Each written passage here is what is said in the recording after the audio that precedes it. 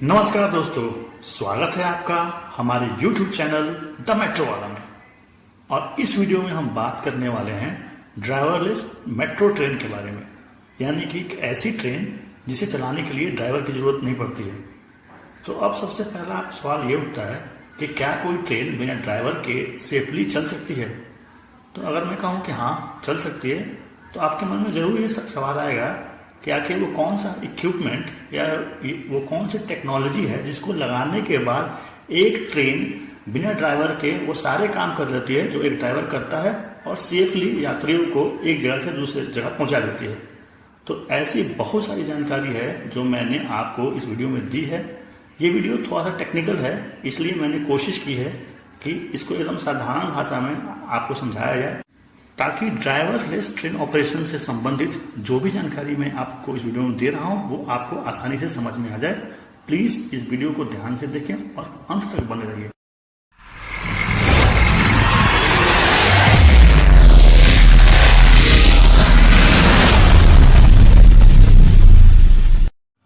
बिना ड्राइवर के ट्रेन कैसे चलती है, इस बात को जानने के लिए सबसे पहले आपको ये जानना चाहिए कि आखिर किसी ट्रेन में ड्राइवर की जरूरत क्या होती है। दोस्तों किसी भी ट्रेन को अपने सोर्स से यात्रियों के साथ डेस्टिनेशन तक सेफली पहुंचाने की जिम्मेदारी ड्राइवर की होती है। और ऐसा करने के लिए वो बहुत सारी चीजें करता है, जैसे ट्रेन को कितनी स्पीड में लेके जाना है, ये जिम्मेदारी ड्राइवर की होती है। ट्रेन को प्लेटफॉर्म पे, यानी जब ट्रेन प्लेटफॉर्म पे रुकती है तो प्लेटफॉर्म के एग्जैक्ट पोजीशन पे उसे रोकना होता है ताकि ट्रेन के दरवाजे खुल जाए। इसकी जिम्मेदारी भी ट्रेन के ड्राइवर की होती है। उसके साथ ही ट्रेन जब प्लेटफॉर्म पे खड़ी होती है तो दरवाजे किस साइड खोलना है, यानी कि प्लेटफॉर्म अगर बाएं साइड है तो दरवाजों को बाएं साइड खोलना है, और जब अगर प्लेटफॉर्म दाएं साइड है तो दरवाजों को दाएं साइड खोलना है। इसकी जिम्मेदारी भी ट्रेन ड्राइवर की होती है। इसके अलावा अगर चलती ट्रेन में किसी पैसेंजर को दिक्कत हो जाए तो पैसेंजर की दिक्कत को दूर करने की जिम्मेदारी भी ड्राइवर की होती है। इसके साथ ही अगर चलती ट्रेन में कोई फॉल्ट आ जाए तो उस फॉल्ट को ट्रबल शूटिंग करके फॉल्ट को ठीक करने की जिम्मेदारी भी ड्राइवर की होती है। तो इस तरीके के बहुत सारे काम ड्राइवर करता है जब वो ट्रेन को अपने सोर्स से डेस्टिनेशन तक लेके जाता है। तो अगर मैं आपको कहूँ कि ये सारे काम कोई टेक्नोलॉजी कर दे तो फिर ड्राइवर की जरूरत नहीं रह जाएगी। जी हाँ, एक ऐसी टेक्नोलॉजी डेवलप हो चुकी है जिसे हम CBTC यानी कि communication based train control system कहते हैं।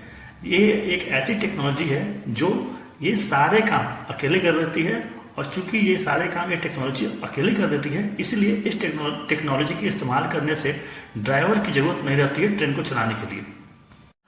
अब सवाल ये उठता है कि आखिर ये CBTC सिस्टम क्या है और ये काम कैसे करता है। दोस्तों CBTC बेसिकली रेलवे की सिग्नलिंग टेक्नोलॉजी का एक एडवांस वर्जन है, और ये ठीक उसी तरीके से काम करता है जिस तरीके से एक ड्राइवर ट्रेन को चलाने के लिए काम करता है। यानी एक ट्रेन को चलाने के लिए जितने तरह के इनपुट्स या इंफॉर्मेशन, जैसे कि ट्रेन को कब रोकना है, कब चलाना है, स्पीड कितनी रखनी है, ब्रेकिंग कितनी करनी है, दरवाजे किधर खोलने हैं, वगैरह वगैरह, तो यानी कि जितनी तरीके की इंफॉर्मेशन एक ड्राइवर को चाहिए होती है ट्रेन को चलाने के लिए, उतनी तरह की इंफॉर्मेशन CBTC सिस्टम को भी ट्रेन को चलाने के लिए जरूरत पड़ती है। अब सवाल ये उठता है कि भाई ड्राइवर तो इंसान है, उसके पास आंखें हैं, उसकी ट्रेनिंग हो रखी है और बहुत सारी इंफॉर्मेशन उसे पता होती है, जिसके आधार पे वो ट्रेन चलाने के लिए एक लॉजिक डेवलप करता है, और उस लॉजिक के आधार पे एक डिसीजन लेता है कि भाई मुझे कब क्या एक्टिविटी करनी है। लेकिन CBTC चूंकि एक मशीन है तो उसके पास आंखें भी नहीं है और उसके पास कोई ट्रेनिंग भी नहीं हो रखी है। तो यहाँ पे CBTC की मदद करने के लिए उसके रोल में आते हैं इसके दो तरह के इक्विपमेंट्स, जिसे हम ऑन बोर्ड और ट्रैक साइड इक्विपमेंट कहते हैं। ऑन बोर्ड इक्विपमेंट वो इक्विपमेंट है जो ट्रेन के साथ लगा हुआ होता है, जैसे ट्रेन का कंप्यूटर, एंटीना वगैरह वगैरह। वे साइड इक्विपमेंट का मतलब हुआ ट्रैक पे लगा हुआ beacon, axle counter, track side antenna, और वे साइड बहुत सारे सिग्नलिंग, इस तरह के सिग्नलिंग इक्विपमेंट्स। अब सवाल ये उठता है कि आखिर ये ऑन बोर्ड या वे साइड इक्विपमेंट ट्रेन को चलाने के लिए ट्रेन की हेल्प कैसे करते हैं। ट्रेन में लगे हुए ट्रेन का ऑन बोर्ड कंप्यूटर में बहुत सारी इंफॉर्मेशन पहले से ही फीड कर दी जाती है, जैसे कि जिस रूट पे भी ट्रेन को चलना है उस रूट में ट्रैक की कंडीशन क्या है, यानी कि ट्रैक कहाँ पे स्ट्रेट है, कहाँ पे कर्व है, और अगर ट्रेन को ये ट्रैक खाली मिल रहा है तो किस लोकेशन पे ट्रेन की स्पीड कितनी होनी चाहिए, इसका लॉजिक पहले से ही ट्रेन के कंप्यूटर में डाल दिया जाता है।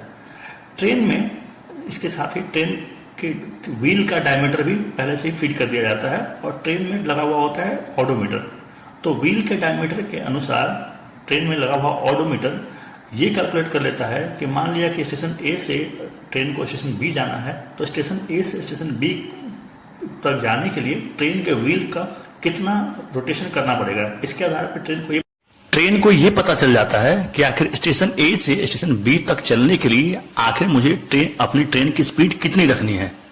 इसके साथ ही ट्रेन में पहले से ही उस ट्रैक पे जितने भी स्टेशन हैं, यानी कि station A B C D जितने भी उस ट्रैक पे स्टेशन है, उन सारे स्टेशनों के बीच में कितना कितना डिस्टेंस है, यानी स्टेशन ए से स्टेशन बी के बीच में कितना डिस्टेंस है, स्टेशन बी से स्टेशन सी के बीच में कितना डिस्टेंस है, ये डेटा भी पहले से ही ट्रेन के कंप्यूटर में फीड किया हुआ होता है। तो अब ट्रेन को, चूंकि डेटा डिस्टेंस पहले से ही है, तो अब ट्रेन को बस स्पीड निकालना है, जो अपने व्हील के डायमीटर के अनुसार ट्रेन अपनी स्पीड को निकाल लेता है कि किसी भी स्टेशन के बीच में मूव करने के लिए मुझे अपनी ट्रेन की स्पीड कितनी रखनी होगी अगर ट्रैक खाली है तो।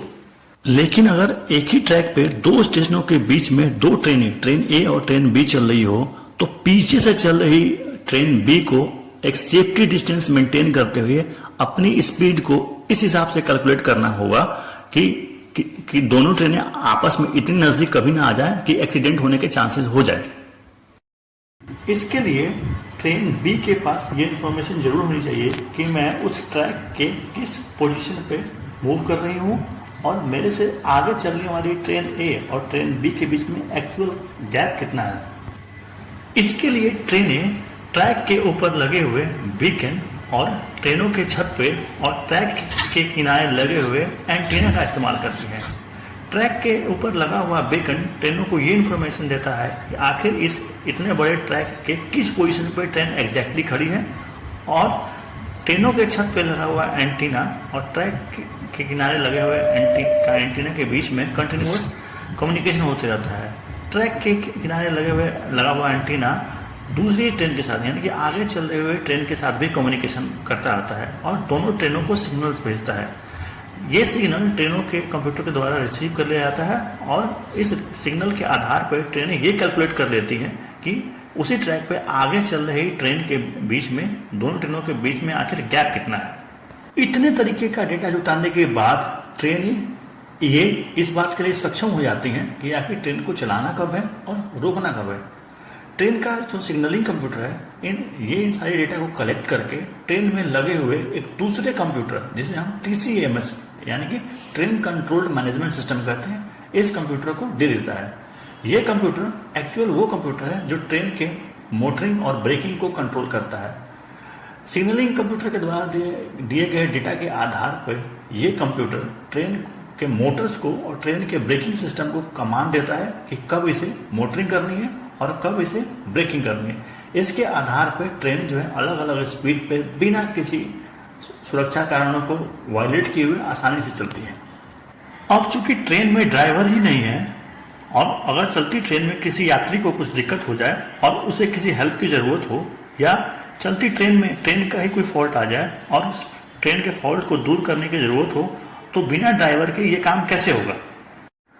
देखिए, इस तरह के केस को डील करने के लिए और एक ही लाइन पे चल रहे सारे ट्रेनों के सुपरविजन करने के लिए एक सेंट्रल कंट्रोल सिस्टम बनाया हुआ होता है, जिसे हम ऑपरेशन कंट्रोल सेंटर यानी कि OCC कहते हैं। इस ऑपरेशन कंट्रोल सेंटर में अलग अलग प्रॉब्लम्स को डील करने के लिए और ट्रेनों में बिना गए ट्रेनों के फॉल्ट को ठीक करने के लिए, रिमोटली कमांड देने के लिए अलग अलग तरीके के बहुत सारे स्टाफ मौजूद होते हैं।